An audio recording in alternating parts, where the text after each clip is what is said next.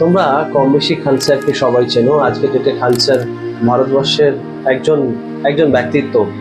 তিনি অনেক মানুষেরই ফিউচার জেনারেট করেছে। তাই কিছুদিন আগেই খান স্যারের ম্যারেজ সেরিমনি হয়েছিল পাটনাতে।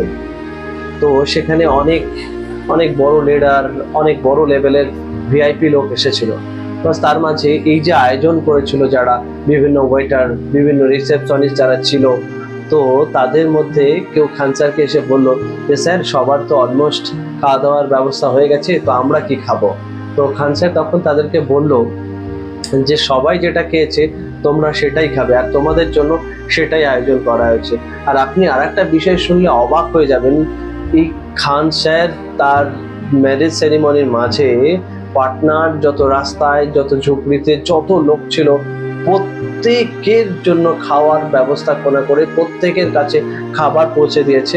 আর সেই খাবারটা এটা নয় যে তাদের জন্য আলাদা কিছু করা হয়েছে, যেটা একজন ভিআইপি পার্সনের জন্য সেটাও তাদের জন্য তৈরি করে খান স্যার প্রত্যেকের কাছে খাবার পৌঁছে দিয়েছে।